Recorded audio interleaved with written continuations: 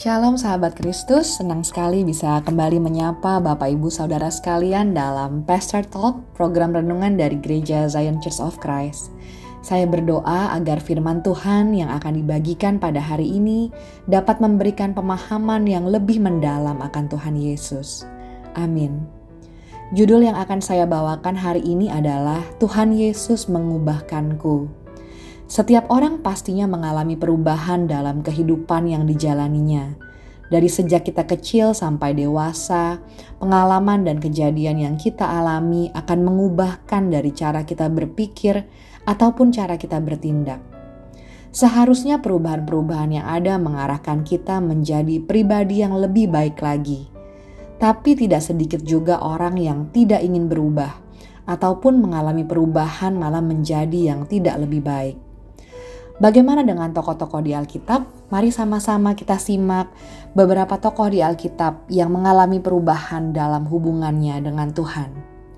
Dalam kitab Perjanjian Lama di Kejadian pasal 25 dikisahkan tentang Ayub.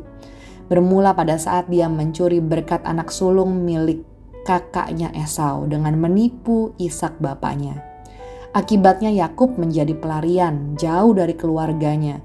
Dan di tengah pelariannya dia juga mengalami penipuan oleh pamannya Laban, yang mana dia mau menikahi Rahel, anak kedua Laban setelah dia berjanji bekerja selama 7 tahun, tapi malah diberikannya Lea anak pertamanya.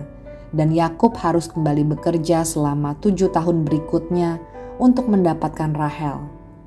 Di ujung cerita pada saat dia mau kembali ke negara kelahirannya, Yakub mengalami pergumulan dengan Allah.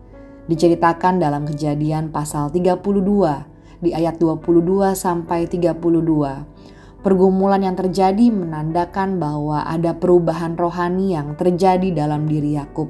Dari yang sebelumnya dikenal sebagai penipu menjadi seseorang yang diubahkan Allah dan diberkati. Disebutkan dalam ayat 28, lalu kata orang itu, namamu tidak akan disebutkan lagi Yakub, tetapi Israel. Sebab engkau telah bergumul melawan Allah dan manusia dan engkau menang. Dalam kitab Perjanjian Baru di Kisah Para Rasul pasal 8 juga diceritakan seseorang yang bernama Saulus yang menganiaya jemaat Tuhan. Dikatakan dalam Kisah Para Rasul 9 ayat 1-2, sementara itu berkobar-kobar hati Saulus untuk mengancam dan membunuh murid-murid Tuhan. Ia menghadap imam besar dan meminta surat kuasa daripadanya untuk dibawa kepada majelis-majelis Yahudi di Damsyik, supaya jika ia menemukan laki-laki atau perempuan yang mengikuti jalan Tuhan, ia menangkap mereka dan membawa mereka ke Yerusalem. Namun di tengah-tengah perjalanan tiba-tiba ada cahaya memancar dari langit mengelilingi Saulus dan dia rebah ke tanah. Terdengar suara Tuhan yang berkata, Saulus, Saulus, mengapakah engkau menganiaya aku? Dan selama 3 hari lamanya dia tidak dapat melihat. Lalu saat ada murid Tuhan yang bernama Ananias datang dan bernubuat kepadanya apa yang sudah disuarakan Tuhan kepada Ananias, seketika Saulus dapat melihat lagi dan memberikan dirinya untuk dibaptis.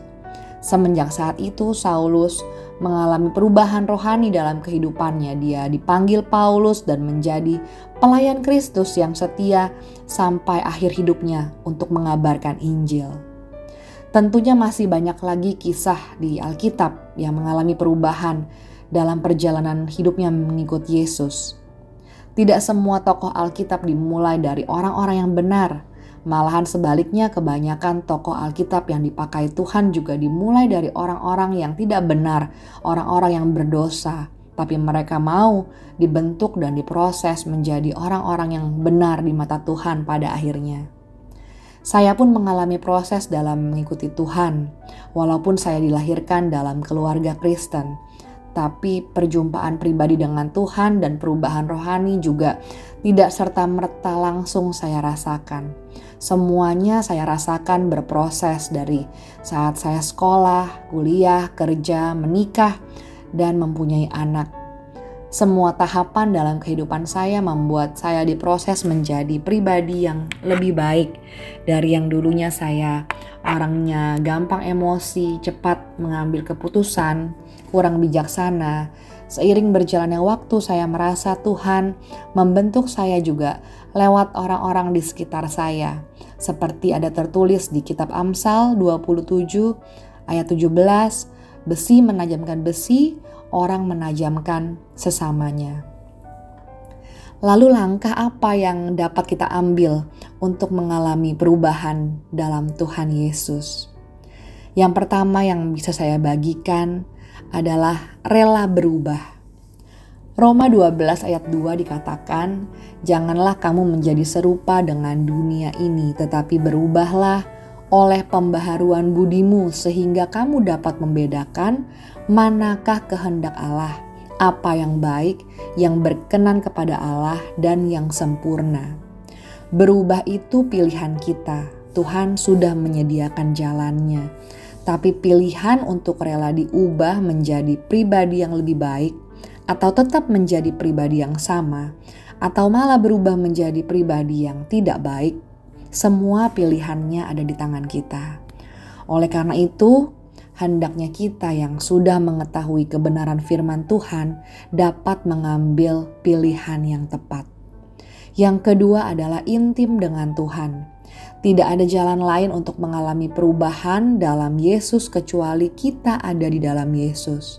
Saat kita bergaul dengan orang-orang yang tidak baik, seminggu, sebulan, setahun, lama-lama kita pun akan berubah menjadi orang-orang tersebut. Dikatakan dalam 1 Korintus 15 ayat 33, "Janganlah kamu sesat, pergaulan yang buruk merusakkan kebiasaan yang baik."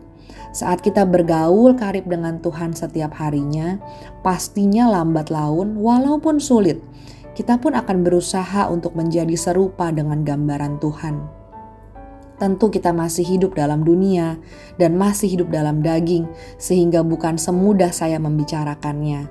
Tapi dengan kita rela diproses, diubahkan, terus bergaul karib dengan Tuhan, tentunya kekuatan dari Tuhan yang memampukan kita melalui firman-Nya untuk melewati berbagai rintangan dan cobaan yang akan menjadikan kita pemenang pada akhirnya.